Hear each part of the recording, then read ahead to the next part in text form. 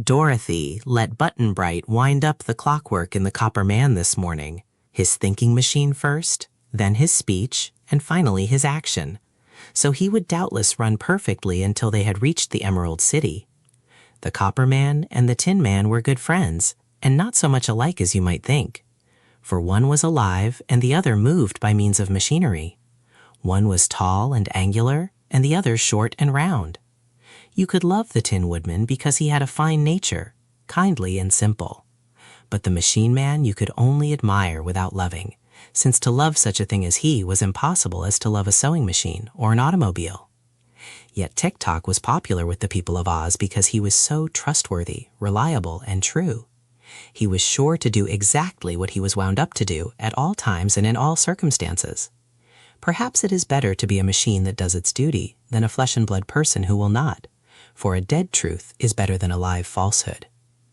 About noon, the travelers reached a large field of pumpkins, a vegetable quite appropriate to the yellow country of the Winkies, and some of the pumpkins which grew there were of remarkable size. Just before they entered upon this field, they saw 3 little mounds that looked like graves, with a pretty headstone to each one of them. "What is this?" asked Dorothy in wonder. "It's Jack Pumpkinhead's private graveyard," replied the Tin Woodman. "But I thought nobody ever died in Oz," she said. "Nor do they, although if one is bad, he may be condemned and killed by—" She then went to the next stone, which read, "Here lies the mortal part of Jack Pumpkinhead, which spoiled October 2nd. On the 3rd stone were carved these words, Here lies the mortal part of Jack Pumpkinhead, which spoiled January 24th. "Poor Jack," sighed Dorothy. "I'm sorry he had to die in 3 parts, for I hoped to see him again." "So you shall," declared the Tin Woodman, "since he is still alive. Come with me to his house, for Jack is now a farmer and lives in this very pumpkin field." They walked over to a monstrous big hollow pumpkin, which had a door and windows cut through the rind. There was a stovepipe running through the stem, and 6 steps had been built leading up to the front door. They walked up to this door and looked in.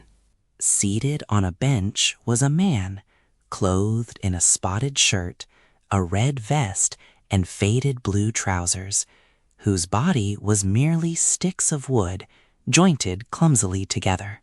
On his neck was set a round yellow pumpkin with a face carved on it, such as a boy often carves on a jack-o'-lantern. This queer man was engaged in snapping slippery pumpkin seeds with his wooden fingers, trying to hit a target on the other side of the room with them. He did not know he had visitors until Dorothy exclaimed, "Why, it's Jack Pumpkinhead himself!"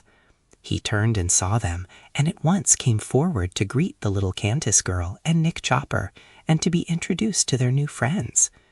Button-Bright was at first rather shy with the quaint Pumpkinhead, but Jack's face was so jolly and smiling, being carved that way, that the boy soon grew to like him.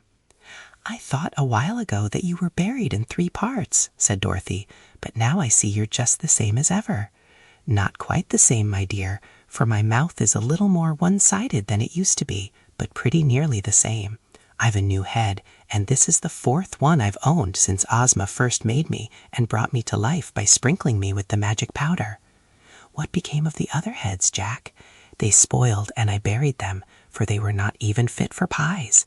Each time Ozma has carved me a new head just like the old one, and as my body is by far the largest part of me, I am still Jack Pumpkinhead, no matter how often I change my upper end." "Once we had a dreadful time to find another pumpkin, as they were out of season, and so I was obliged to wear my old head a little longer than was strictly healthy.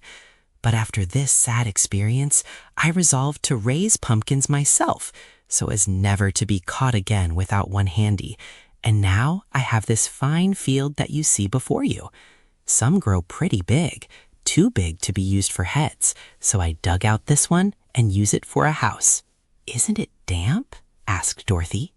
"Not very. There isn't much left but the shell, you see, and it will last a long time yet." "I think you are brighter than you used to be, Jack," said the Tin Woodman. Your last head was a stupid one. The seeds in this one are better, was the reply. Are you going to Ozma's party? Asked Dorothy. Yes, said he. I wouldn't miss it for anything. Ozma's my parent, you know, because she built my body and carved my pumpkin head. I'll follow you to the Emerald City tomorrow, where we shall meet again. I can't go today because I have to plant fresh pumpkin seeds and water the young vines. But give my love to Ozma and tell her I'll be there in time for the jubilation. We will, she promised, and then they all left him and resumed their journey.